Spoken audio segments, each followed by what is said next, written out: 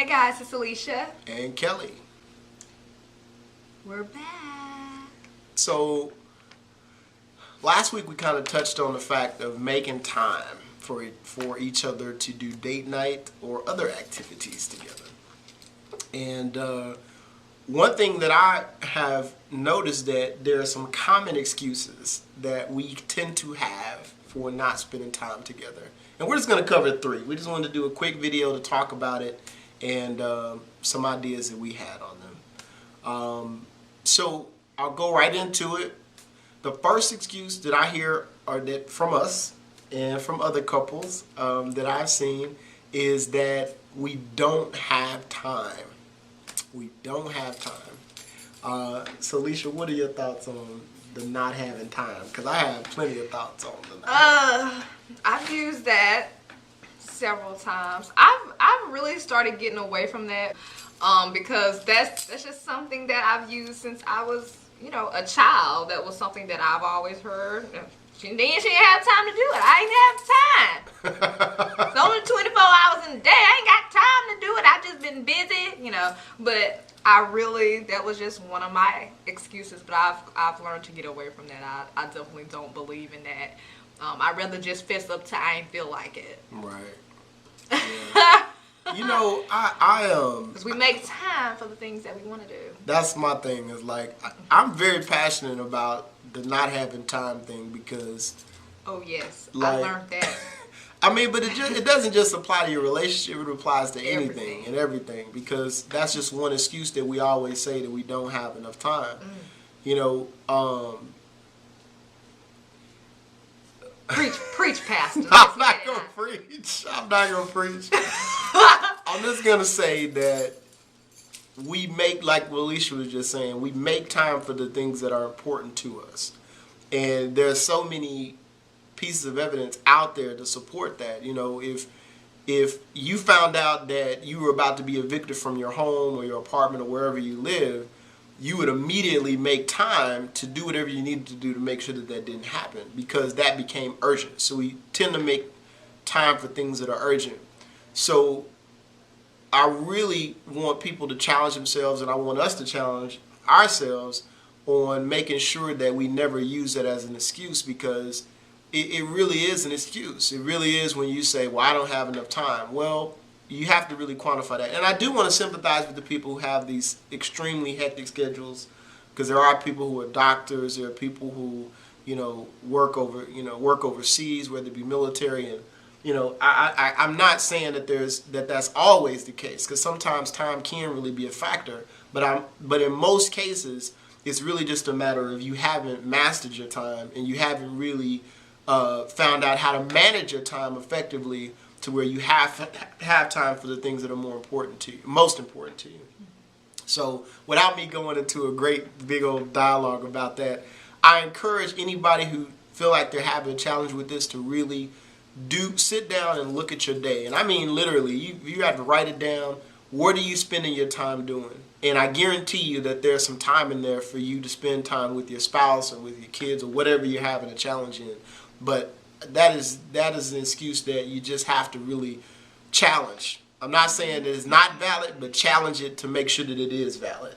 Definitely. So, I guess the thing that I wanted to kind of say is that I think obviously sometimes, and I'm speaking in relationship, we use that excuse when we know good darn well that's not true. But what happens is when you are in a long-term relationship, and I'm talking about me right now, I'm mummy. Like, I'm probably too much into mummy role. I don't know if you can be too much into it, but I'm really a hands-on mother. Right. I mean, everything. What are kids doing? What they have? You got your stuff, you got stuff, you did this, you did that, what you need.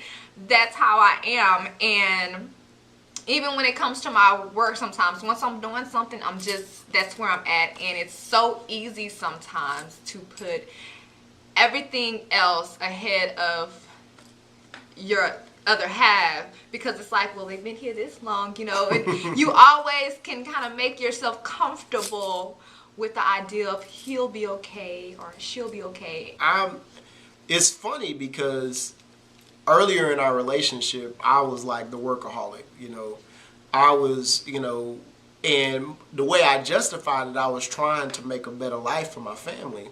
In my mind, that's how I justified, I got to work all these hours and I don't have time for this and I don't have time for that. And what I realized is that the more and more I tried to, speed up this process of grinding and getting this, making this happen, the more and more it really kind of put a separation in between me and my wife. I mean, it did put a strain on our marriage, to be perfectly honest. And it was funny because when I started to get kind of in line with, spending time, then she became the workaholic. So now we're starting to balance it out again and get to where we're both making that effort of learning how to work, still be able to work really hard, but at the same time balancing out our family life. And not only our family life, but our marriage, because that is so easy to put on the back burner. Say that. Family life, marriage life. Separate things. I mean, it's really important because, and we're talking family, like when you have kids. Right. You cannot mix that in with you and your wife or your husband. It just isn't the same. It is not the same. Right. And I think that we learned that really quickly. Yeah, because we have family time, but we have a family day. And he had to, and I got really wrapped up. I love family day. The kids love family day. We have a lot of fun. We do a lot of fun stuff. But then he started saying, well, baby, mommy and daddy. Mommy and daddy day. And I was like, oh, God, yeah. Oh, yeah. Just me and you. But yeah, it's so easy. I mean, it's so easy because that's just the life. I mean, that's our society is just go, go, go, go, go, achieve the American dream. But at the end of the day, I mean, as you progress and mature in your relationship, you do realize that it has to be a balance. I mean, if it doesn't matter how much money I'm bringing into the home if I don't have a relationship with my wife. And I mean a relationship, a real relationship with my wife. Understand the difference. Being married does not constitute a relationship with your wife. Uh-oh, you might need to pause on that one. Do I need to repeat that? No. I feel like we need a Don't start.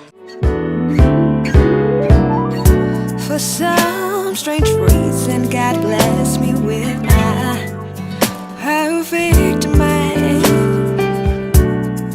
He provided for me, even at times when he didn't have